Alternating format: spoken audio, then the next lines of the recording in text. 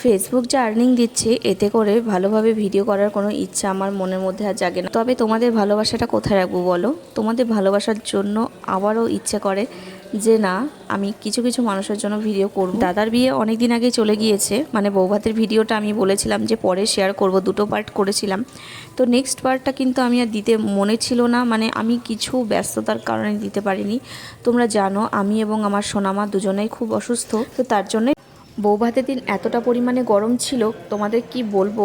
মানে আমি তো এসে পুরো ফেঁসে গিয়েছিলাম। মাকে আমি বারবার করে বলছিলাম যে মা না আসলে ভালো হতো, আমি বাড়িতে থাকলে খুব ভালো থাকতাম, আমি এরকমটা বলছিলাম। মা বললো হ্যাঁ তাহলে বাড়িতে চলে যা। গরম সহ্য করতে পারি না, তার অনেকগুলো কারণ আছে। দেখো একটা সময় কি হতো, একটা সময় রান্নাঘরে রান্না করতাম, ছোটোবেলাতে পড়াশোনা করতাম, স্কুল কলেজ বাইরে ঘোরাঘুরি প্রচুর হতো, মানে গরম ঠান্ডা বলে আমাদের কাছে কোনো পার্থক্য ছিল না। তবে হ্যাঁ, এখন একদমই ঘরে বসা, ঘরের মধ্যে থাকা হয় সব সময়, সেই জন্য বাইরের টেম্পারেচারটা গায়ে লাগাতে পারি না। যখনই বাইরে বেরোই তখনই কিন্তু প্রচণ্ড কষ্ট হয়, মানে রোদের তাপটা আমি নিতেই পারি না। সাথে করে কিন্তু আমার মাথা ব্যথার একটা রোগ রয়েছে, মানে রোগ বলতে পারো।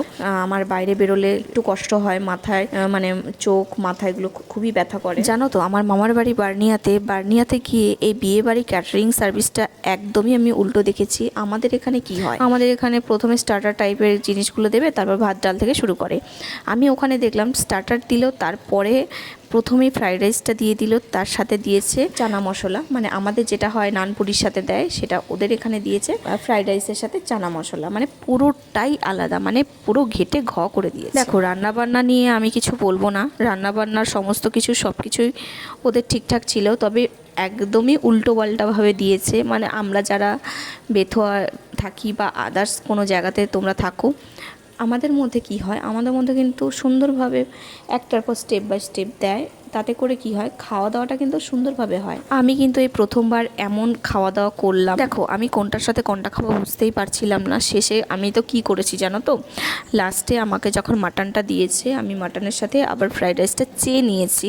শেষে ওখানকার যে ক্যাটারিং সার্ভিস ছিল তাদেরকে আমি বলতে বাধ্য হয়েছিলাম যে তোমাদের এখানকার কি নিয়মটা কি এরকমই? দিয়ে বলল হ্যাঁ আমাদের এখানে এরকমই নিয়ম। দেখো এক এক জায়গায় এক এক রকম নিয়ম থাকতেই পারে, তবে এরকমটা হয় এটা কিন্তু আমাদের জানা ছিল না। বিয়েবাড়িতে আসার আগে আমি কিন্তু বেশ স্টাইল মেরে চুল টুল ছেড়ে ফেরে এসছিলাম, কিন্তু এতটা পরিমাণে গরম আমি চুলগুলো একদম বেঁধে রেখেছি। তবে এরকমভাবে কিন্তু কেউ বিয়েবাড়িতে এসো না, তোমাদেরকে দেখে সবাই হাসবে, একটু সেজেগুজে এসো। সত্যি কথা বলতে বিয়েবাড়িতে গিয়ে একদমই অল্প সময় কাটিয়েছি। লাস্টে দেখো নাচানাচিগুলো যে হচ্ছে, বাড়ি আসার সময় দেখলাম যে সবাই একটু নাচু গান করছে, তো আমরাও একটুখানি নেচে নিলাম। আমি কিন্তু খুব একটা নাচতে ভালো পারি না, তোমরা হয়তো দেখেই বুঝতে পারছো, একটু হাতটা নাড়াতেই পারি। হ্যাঁ, ছোটোবেলা থেকে নাচ শিখিনি, তাই নাচতে পারি না তেমনটা। আমি এই যে মেকআপটা করেছি দেখতে পাচ্ছ, এই মেকআপটা কিন্তু পুরোটাই আমি করেছি, কোনো পার্লারে গিয়ে কিন্তু সাজিনি। জানো তো, তোমাদের সঙ্গে আরেকটা কথা আজকে শেয়ার করছি। যখন আমার দিদা দাদু সবাই ছিল, আমরা অনেক ছোট ছিলাম, তখন না মামার বাড়িটা পুরো ভর্তি ছিল। আর আমার মামার বাড়ির ফ্যামিলিতে না অনেক অনেক লোকজন, আর সাথে করে আমার মাসির কিন্তু পাশেই বিয়ে হয়েছে, তো মাসির ছেলেমেয়েরা, সাথে করে মাসির বাড়ির ফ্যামিলি, মানে বলতে গেলে মামার বাড়িতে গেলে না আর বাড়ি আসতে ইচ্ছা করতো না। আর ছোটোবেলাতে স্কুল ছুটি হলে আমরা 7 দিন করে বেড়াতাম, মানে 7 দিন 10 দিন করে থাকতাম।